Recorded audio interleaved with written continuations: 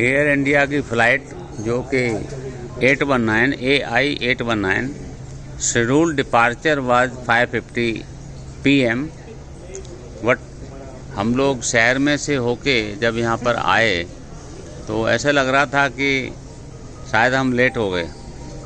पर लेट होते होते हमारे कोई कुलिक साहब हैं, उन्होंने बताया कि नहीं आप लेट नहीं हुए हैं, अभी आपकी फ़्लाइट जो है ना वो कुछ 25 मिनट लेट हो गई है।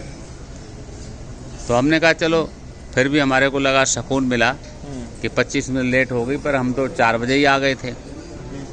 5:50 की फ़्लाइट और 4 बजे T3 एयरपोर्ट पर आना, ये भी बहुत बड़ी बात है। T3 एयरपोर्ट अपने आप में एक ऐसा एयरपोर्ट है जहाँ पर बहुत स्पेसियस है, इंटरनेशनल लेवल है। आप पूरी तरह से देखेंगे कि यहाँ पर कोई भी आपको ऐसा भीड़ भाड़ बहुत ज़्यादा नज़र नहीं आती है। तो यहाँ पर एक हमारे साहब बैठे हैं, तो मैं उनसे पूछता हूँ कि भैया ये एयर इंडिया की फ़्लाइट जिसका नाम हम शायद यहाँ 20-25 साल पहले जब आया करते थे, तो एयर इंडिया में जब जाते थे तो लोगों से लोग पूछते थे कौन सी फ़्लाइट से गए थे, बोले एयर इंडिया। तो हमें ऐसे लगता था जैसे शहंशाह की तरह वो ट्रीट करते थे कि बहुत अच्छी एयरलाइन में गए थे। आज भी इसका नाम तो अच्छा ही है, नो डाउट। वैसे इंडिगो और बहुत सारी सी बाकी फ़्लाइट भी आई थी, और वो कब कहाँ गायब हो गई उस फ़्लाइटों का नाम भी पता नहीं है। शायद उनमें से कोई एक नाम था, वो रेड यूनिफॉर्म पहना करते थे, हम नाम तो नहीं लेंगे। बट एयर इंडिया यस, एक महाराजा तब भी थे और आज भी हैं।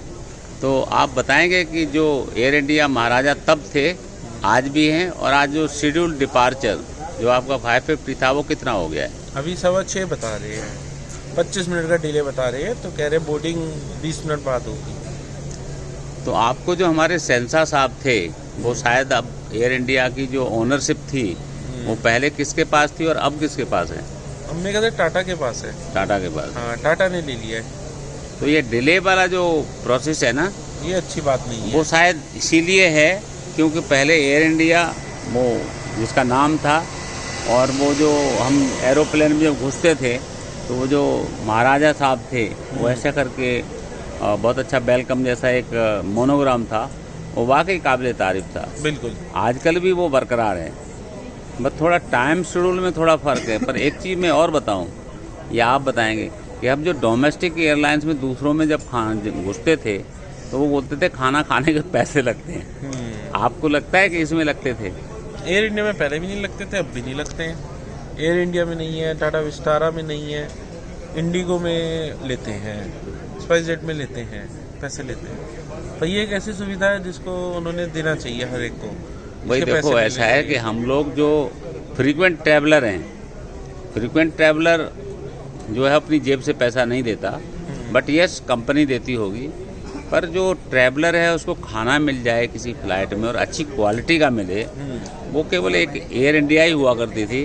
कि कई बार हम पूछा करते थे, मैडम इसमें तो हमारा वो पेट भरा नहीं, वो तो कोई बात नहीं, हम दूसरी ला के दे देते। तो ऐसा आपको वाकया बताते हैं कि हमने कभी वो आइसक्रीम देते थे ना इसमें, तो आइसक्रीम का हमने कहा मैडम वो आइसक्रीम तो ख़त्म हो गई, तो उसने वो पूरा का पूरा 8 जो होते हैं ऐसा करके वो पूरी की पूरी उन्होंने आइसक्रीम की ट्रे ला के रख दी।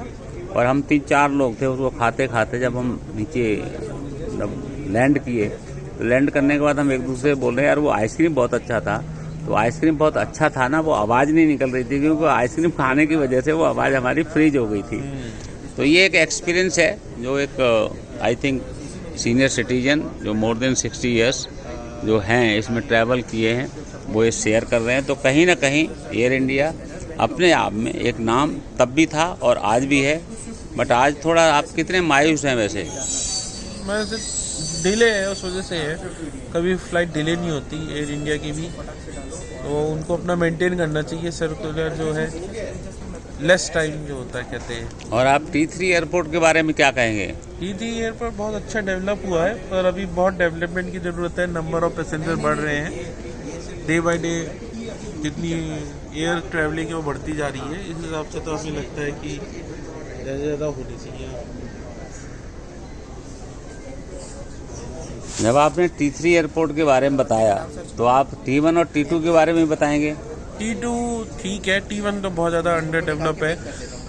वहाँ पे ना कोई खाने की फैसिलिटी है, सब कुछ डेवलपमेंट में है, तो उसमें टाइम भी बहुत लगता है, अच्छा नहीं लगता T1 जाना। भाई T1 में जाने का मतलब है DTC बस में ट्रैवल करना। हाँ, और T3 पे जाते हो तो आपको लगता है कि ऐसे जैसे इंटरनेशनल एयरपोर्ट, और हम कहीं दुबई में जा रहे हैं या किसी दूसरे कंट्री में जा रहे हैं तो डोमेस्टिक ट्रैवल कर रहे हैं, बट लगता तो ऐसा ही है कि हम कहीं इंटरनेशनल फ्लाइट में जा रहे हैं। हाँ, फर्क आता है। ऐसा फील आपको T1 और T3 T2 में लगता है?